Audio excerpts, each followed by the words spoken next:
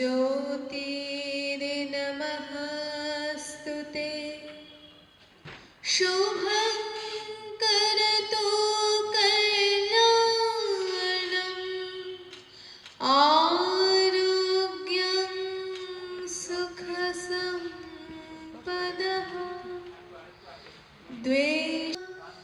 ब्रह्मज्योति नमस्तुते। আমরা প্রদীপ প্রজ্বলন এবং ভরতমুনির প্রতিকৃতিতে পুষ্পদানের মাধ্যমে আজকের আমাদের নাট্যোৎসব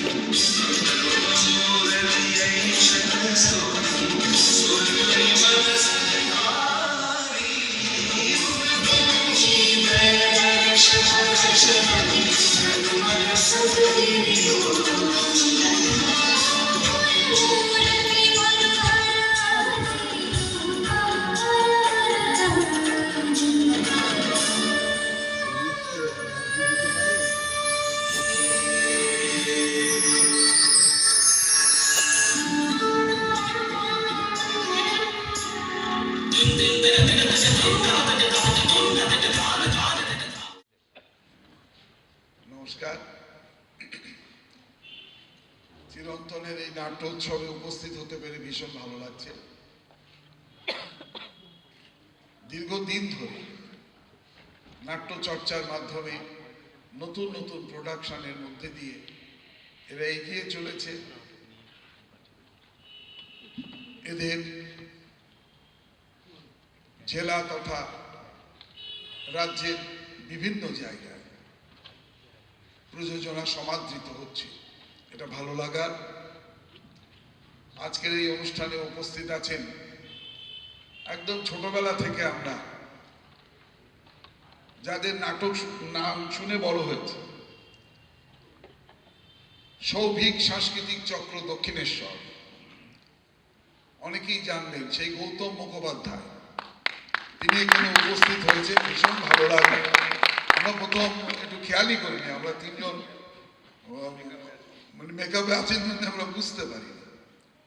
মুরারি মুখোপাধ্যায়ের নামও আমাদের সকলের জানা। তিনি আমাদের মধ্যে আর কমল গান্ধার করছেন, উপস্থিত হতে পারেননি, কিন্তু নাটকের শাসনে তিনি আছেন। রয়েছেন আমার গোবরডাঙ্গার অহংকার, গর্ব, দুই নাট্য ব্যক্তিত্ব। গোবরডাঙ্গার মানুষ কিন্তু রাজ্যের নাটক যারা শাসন করে, ভারতবর্ষে বিভিন্ন মঞ্চে গোবরডাঙ্গাকে যারা নতুন করে চিনিয়েছে, দুই ব্যক্তিত্ব, আশিস চট্টোপাধ্যায় আর আশিস দাস, যাদের নিয়ে আমাদের অহংকার হয়, গর্ব হয়। নাটকের সম্মান গোবরডাঙ্গাকে সমৃদ্ধ করেছে, এটা আমাদের পরম পাওয়া। আরো দিদি আমাদের দুজন এখানে রয়েছেন, খুব ভালো লাগার। তাদেরকেও আমি অভিনন্দন জানাই, শ্রদ্ধা জানাই। আর অজয় ছোট ভাই, খুব ভালো ছেলে, ভীষণভাবে চেষ্টা করছে। দর্শকরা রয়েছেন, সবাইকে আমার শুভেচ্ছা অভিনন্দন জানাই। অনেকটা দেরি হয়েছে, বেশি কথা বলে আর সময় নষ্ট করব না। শুধু আমার আর একটা কারণে থ্যাঙ্কস অজয়কে, যে ওর এই প্রযোজনাটা টাউন হল মঞ্চে করছে, এটা ভালো লাগার। এবং আপনারা শুনে আনন্দিত হবেন যে এই নাটক নিয়ে আমাদের একটা বড় পরিকল্পনা আগামী দিনে রয়েছে। আমরা নাট্য উৎসব করবার একটা প্রস্তুতি আমরা নিয়ে এগোচ্ছি। গোবরডাঙ্গার সব দল যাতে পৌরসভার সহযোগিতা, পৌরসভার আয়োজনে আমরা একে অপরের পরিপূরক হয়ে একটা সমন্বয় সাধন করে এই নাটকের যে লক্ষ্য, প্রলাপ শোনাবো না। সবচেয়ে আনন্দ এবং গর্বের কথা যে চিরন্তনকে আমি অনুরোধ করেছিলাম যে গোবরডাঙ্গা যে কতদিন যায়নি, একবার গোবরডাঙ্গাকে দেখে আসবো। তা আমার অনুরোধ তিনি রেখেছেন, এই জন্যে আমি খুব কৃতজ্ঞ। আমি ওনাকে বলেছিলাম আপনি টাকা করবেন না, টাকা মাটি টাকা, উনি চিন্তা করবেন না, আপনি গোবরডাঙ্গার মাটিতে আমার জায়গা দিন, গোবরডাঙ্গার টাকা না হয় নাই পেলাম। মোদ্দার কথা হচ্ছে কেন গোবরডাঙ্গার মাটি? নামই তো গোবর, তারপর ডাঙা, তো বিচ্ছিরি গন্ধ ছাড়ে, কিন্তু সেই দুর্গন্ধ সরিয়ে দিয়ে সুগন্ধের সুবাসের যে দক্ষিণা সুবাস বইয়ে দিয়েছে যারা, তারা মঞ্চে বসে আছে, তারা দুজন তো আছেই। তাছাড়াও এখানে অসংখ্য থিয়েটারের গ্রুপ, যারা আমাদের পশ্চিমবঙ্গের না ভারতবর্ষের অহংকার। তারা শুধু তাদের জায়গাটাকে, একটু আগে চেয়ারম্যান সাহেব বলেছেন, আমি সেটাই দ্বিতীয়বার বলছি, তারা গোবরডাঙ্গার মাটিকে থিয়েটারের মাটি করে তুলছেন। সারা পৃথিবী গোবরডাঙ্গাকে চেনে, গোবরডাঙ্গা হিসেবে নয়, চেনে সিটি অফ থিয়েটার। এইটা মারাত্মক, এটা আকর্ষণ করে। বিশ্বাস করুন, থিয়েটার বয়সের পরে থিয়েটারটা আস্তে আস্তে কমে আসে। আমারও তাই হচ্ছে, আমি অনেকদিন ধরে থিয়েটার করছি। তাহলেও যেটা আমি চিরন্তনের অজয়বাবু, ভুল বললাম না তার নামটা, চিরন্তনের অজয়বাবুকে আমি বলেছিলাম, উনি কথা রেখেছেন, আমাকে এখানে আসবার জন্য সুযোগ দিয়েছেন। এই মঞ্চে আপনাদের সঙ্গে বহুকাল বাদে একটু কথা হবে সংলাপের মাধ্যমে, এইটা আমাকে খুব আনন্দ দিচ্ছে। আর আপনাদের শ্রদ্ধা অবনত প্রণাম জানাই এই কারণে, প্রতিটা মানুষ যদি থিয়েটারকে এইভাবে ভালোবাসত, এখানকার মিউনিসিপ্যালিটি যেভাবে ঝাঁপিয়ে পড়ে থিয়েটারের, এই যে একটু আগেই নাট্যোৎসবের ঘোষণা শুনলাম, আমি জানি না আমাদের কামারহাটি মিউনিসিপ্যালিটি কেন, ওখানকার চেয়ারম্যান গোপালদা কেন বলতে পারে না, একটু বলবেন। আমি নিন্দে করেছি মঞ্চে দিয়ে, দয়া করে বলবেন। ব্রাত্য বসু যেখানে বাংলা থিয়েটারকে নিয়ে নাচিয়ে দিচ্ছে, ব্রাত্য বসুকে আপনারা সবাই চেনেন কীভাবে? মন্ত্রী হিসেবে চিনতেই পারেন, কিন্তু আমি তাকে আমরা অনেকেই তাকে মনে করি নাটকের মানুষ। তো একেবারে 100 ভাগ নাটকের মানুষ, 100 ভাগ সিনেমার মানুষ, 100 ভাগ লেখালেখির মানুষ। একজন তো লিখেই বেড়েছে। আমরা তো আর বেটল বেস্টকে পেলাম না, ব্রাত্য বসুকে পেলাম। তো এই যে কথাটা, আমরা তো সেই জার্মান, ইংল্যান্ড এসব দেখতে পেলাম না, আমরা গোবরডাঙ্গা দেখতে পেলাম। এবং গোবরডাঙ্গার মিউনিসিপ্যালিটি চেয়ারম্যানকে দেখতে পেলাম, যিনি শুধু নর্দমা পরিষ্কার করেন না, শুধু ডিডিটি পাউডার ছড়ান না, যিনি জিন্দাবাদ বলে ধ্বনি দেন না, শুধু তার সঙ্গে আমাদের থিয়েটারের লোকগুলোকে ভালোবাসেন। এই হাততালিটা আমি উৎসর্গ করলাম ওনাকে। অনেক ধন্যবাদ গৌতম স্যারকে। তো আমরা এবার প্রথমে তো অজয়কে আমাদের ভালোবাসা জানাই, যে প্রতি বছর এই কাজটা করে চলেছে এবং ছোটদের নিয়েও কাজ করে, যেটা বড় কথা। কারণ ছোটদের কিন্তু কাজের স্পেস, বিশেষ করে ক্রিয়েটিভ কাজের স্পেস খুব কমে যাচ্ছে, আমরাই কমিয়ে দিচ্ছি। সেক্ষেত্রে অজয় কিন্তু ওটা একটা ভালো কাজ করছে। আর এখানে যারা উপস্থিত আছেন, আমাদের সংস্কার ভারতের বিশিষ্ট যারা আছেন, গৌতমবাবু চলে গেলেন, গৌতমের কথা তো আপনারা আগে শুনলেন, আর আশিস আছে বন্ধু, আর আমাদের চেয়ারম্যান সাহেব, চেয়ারম্যান সাহেব যে কথাটা একটু আগে বলেছেন, যেটা গৌতমবাবু বলে গেলেন, এটা খুবই আনন্দের যে এই যে কথাটা হয়েছে যে পৌর নাটকের মানে উৎসব যেটা হবে সেটা পৌরসভা তারা এই ব্যবস্থা করবে গোবরডাঙ্গার সমস্ত নাট্য দলগুলোকে নিয়ে। তো এই যে সমন্বয় অর্থাৎ পৌর নাট্য সমন্বয়, এটার কিন্তু ব্রেন চাইল্ড হচ্ছে আমাদের এই শঙ্কর দত্ত চেয়ারম্যান সাহেব। তার জন্য আমরা একটা বড় হাততালি চাই। তো আমরা খুব শীঘ্রই দেখা যাবে যে, কারণ এর আগে পৌরসভার উদ্যোগে অনেক এখানে হয়, এই কিছুদিনের মধ্যে 23 তারিখে গোবরডাঙ্গা উৎসব হবে, সেখানে হয়তো দু একটা নাটক থাকতে পারে। গোবরডাঙ্গা উৎসব তো খুব বড় করে হয়, খুব বড় করে হয় এবং হাজার হাজার মানুষ আসে, আপনারা জানেন, এদিনও হবে। কিন্তু থিয়েটার সেভাবে জায়গা পেতে পারে না এই কারণে যে সেটা এত মাস একটা ব্যাপার, একটা বড় প্রোগ্রাম। কিন্তু বন্ধু শঙ্করবাবু অনেকদিন ধরেই বলছিলেন এবং আশিস দাসেরও একটা খুব ইচ্ছে ছিল যে এরকম একটা যদি হয়, এবং সেটা একবারে নয়, প্রতি বছর যদি এটাকে করা যায়, টেনে নেওয়া যায়, তো সেইটা আমাদের পৌরপ্রধান মান্যতা দিয়েছেন এবং আমরা খুব তাড়াতাড়ি একটা উৎসবে যেতে চলেছি যেখানে গোবরডাঙ্গার প্রায় সব দলগুলি তাদের থিয়েটার প্রযোজনা করার সুযোগ পাবে। তো সেইটা গোবরডাঙ্গার ক্ষেত্রে আমি মনে করি একটা পালক হবে, একই সঙ্গে আমাদের পৌরসভারও একটা পালক হবে। আর টাউন হলে আজকে যে অনুষ্ঠান, এই অনুষ্ঠান আপনারা উপভোগ করুন এবং অজয়ের পাশে আমরা আছি, আপনারাও আছেন।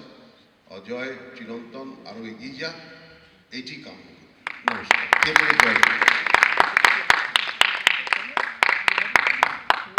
জনকে আমার যথাযোগ্য শ্রদ্ধা এবং সম্মান জানাই। আজ চিরন্তনের নাট্যোৎসবের প্রথম দিনের এই অনুষ্ঠানে উপস্থিত থাকতে পেরে আমাদের ভীষণ ভালো লাগছে।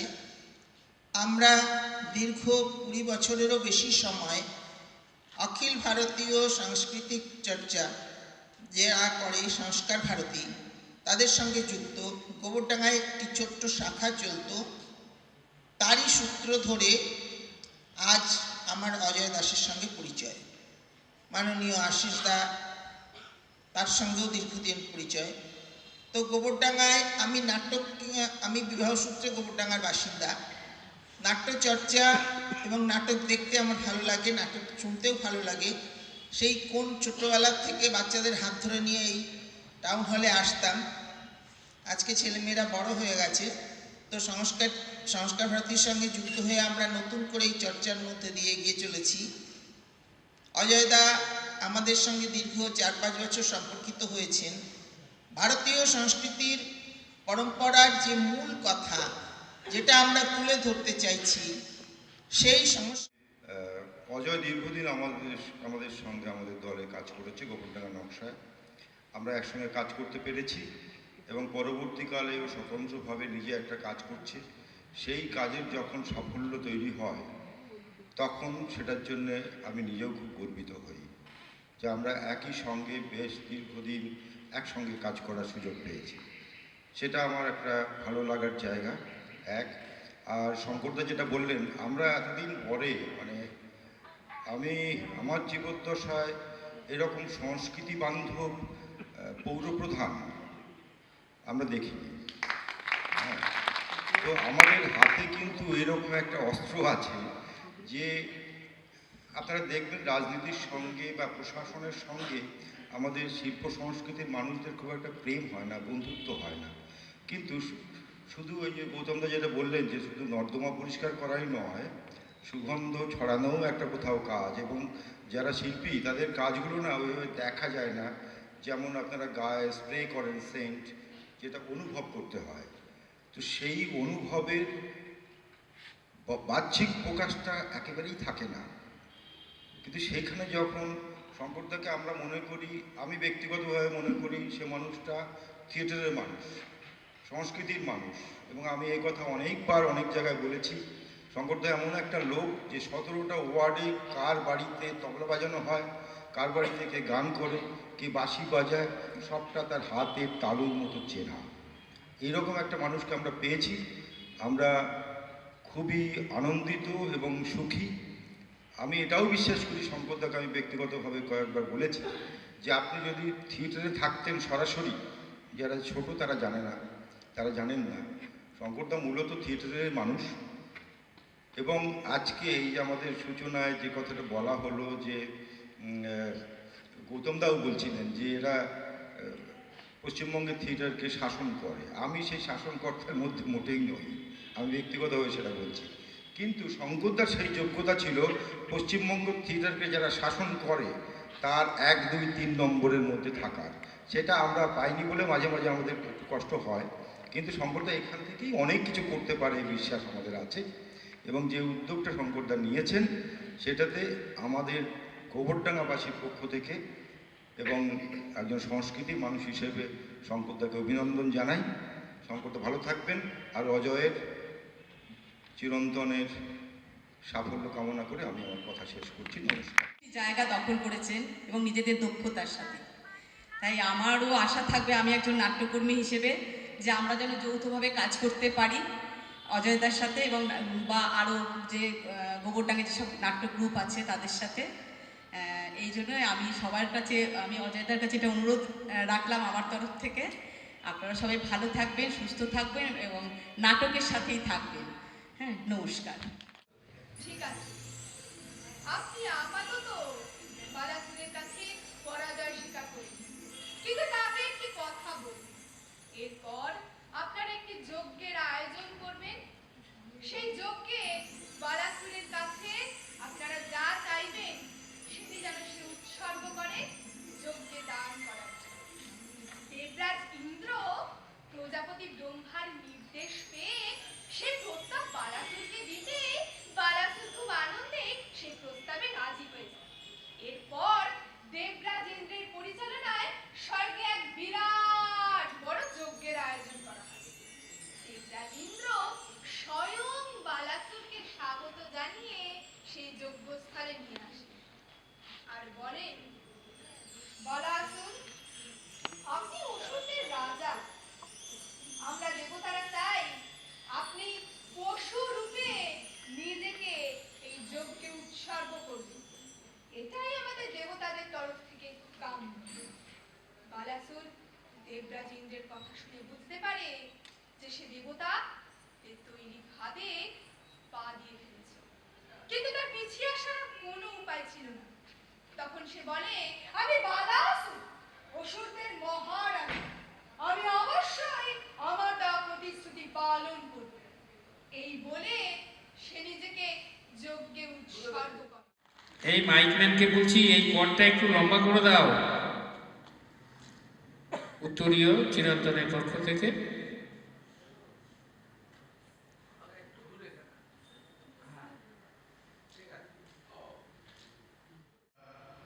আমারই ছাত্রী, তার সুন্দর পরিবেশনা দেখলাম।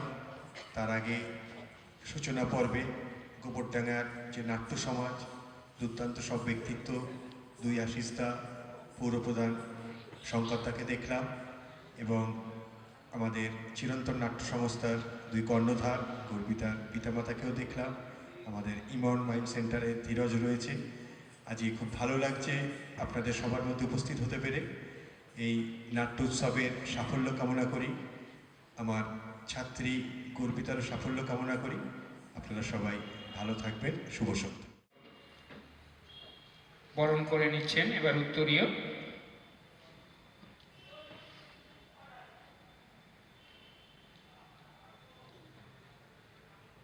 আমাদের নাট্যোৎসব 2025-এর মেমেন্টো এবারে।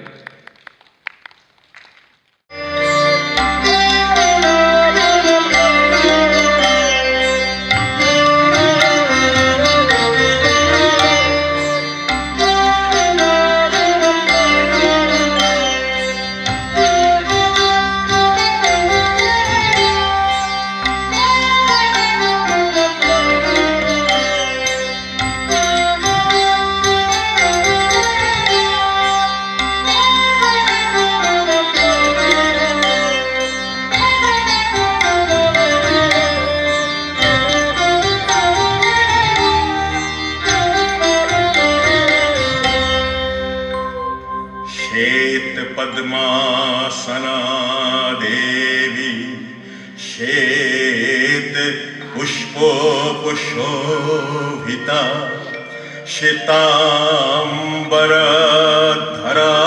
নিত্যা শ্বেত গন্ধানুলেপনা শ্বেতাক্ষ্য सूत्रहस्ता च श्वेत चंदन चर्चिता श्वेत वीणाधरा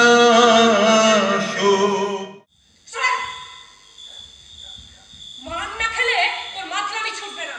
দাঁড়াও, আমি তোকে চুটকি, আমাকে কিছু বোঝাতে আসবি না। আর অমন করে মাথা ঝাঁকাস না মা, মাথার ঘিলু নাকল দিয়ে বেরিয়ে যাবে। দেখ, আমি রাস্তায় বেরোলে না তোর কুষ্টির ষষ্ঠী পুজো করে দেবো। বউকে ভিড়িয়ে দিয়ে বেঁচে যাবি ভেবেছি, তোকে যেদিন পাবো যেখানে পাবো মেরে বাপের নাম খোগেন করে দেবো। আরে তুমি মশারির ভেতর থেকে বেরিয়ে এসো না। আরে একটা কিছু তো করবে। তুমি পুরুষ মানুষ তো। আরে বাবা, রাস্তায় তো কুকুর খেয়ে ঘুরে বলছে, তুমি ঘরের মধ্যে ঘরের বউ হয়, তুমিও খেয়ে ঘুরে করবে। আগে দেখো না, মজাটা দেখো, শেষ পর্যন্ত কি হয় দেখো। দেখ, বেশি বাড়াবাড়ি করিস না। ঘরের ছেলে ঘরে ফিরে যা। যা বলছি। সত্যি হয়নি, তোকে একটা থাপ্পড় মারলে তুই আরেকটা গাল বাড়িয়ে দিস। তোর বউ ঠিক তোর উল্টো, হিন্দি সিনেমার ফুলন দেবী। এই পাঠা, আমি ফুলান দেবী না, আমি উম্মা। চুটকি, ঝাঁটা কাঁদে তো। রাখ। জয় মাওলাই চণ্ডী, জয় মাওলাই চণ্ডী। ওরে বাবা রে, এ তো উমানা রে, এ তো বোমা। ওর বাপ রে সালা। বাবা, আচ্ছা তাদের রাস্তায় বেরিয়ে গেল। এবার মজাটা দেখবি। ও বাবা, হ্যাঁ। তাদের দেখো ঝাঁটা কাটা করছে। আমি বলেছিলাম না, এবার জমে যাবে। বাবা, না করতে আমাদের সাহসিকতা এবং আত্ম উপলব্ধির কাহিনী। এই প্রবাদটি আমাদের অনেক সামাজিক এবং মনস্তাত্ত্বিক শিক্ষা দিয়ে যায়। তাহলে চলুন দেখে নেওয়া যাক এমন এক কাহিনী যা আমাদের শিখিয়ে দিয়ে যায় অনেক কিছু।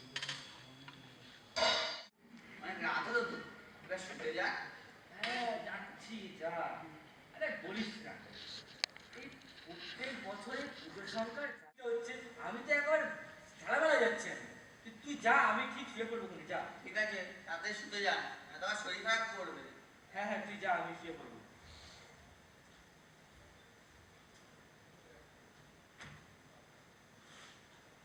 বিড়ালের গলায় ঘন্টা বাজবে কে? কে বাজবে? আমি জানবো কি করে?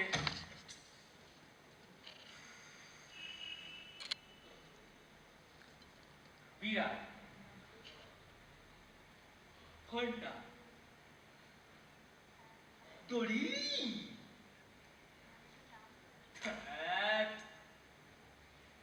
কি জ্বালা, কিছুই ঢুকছে না।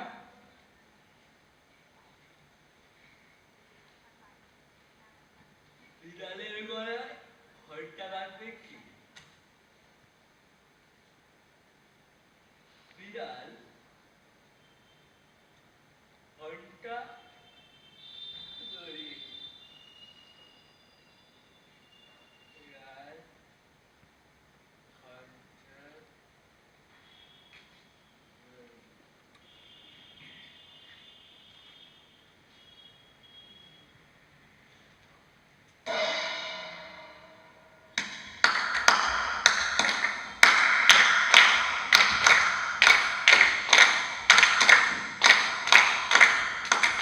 পানের চুল সহ রান্নার নুন, এছাড়া যা আছে নিয়ে চলো শুন। বনভোজনে লাগবে সব, আর ফল ফলাদি কুচি শুন। কাগজের টুকরোগুলো যেন নিয়ে যেতে ভুল করো না। তাড়াতাড়ি করো, লোক এসে যাবে, আমাদেরই করবে খুন। গরু দাদার বাহন আমরা এত সহজে ছাড়বো না। ইঁদুরদের বনভোজন হবে, তারা পেট পুড়ে খাবে, খাবার হবে ঘর ছাড় গান করে দি খাবারে বিষ দেবে দুপুরেও তবু এমন করে লেখা, এমনটাই লেখা রীতি তো, তাই না? না ঠিক তা নয়, যদি অন্যরকম কিছু লিখতাম, যদি ওকে দোষ দিয়ে দিতাম, তাহলে পুলিশ আসতো, ওকে খোঁজ করতো, ওকে ধরতো, আর তখন অনেক তখন অনির নামটা বেরিয়ে আসতো বাইরে। কোর্টে উকিলরা লক্ষ্যকে জিভ বার করে চাইতো আমার আর অনির সম্পর্কটাকে।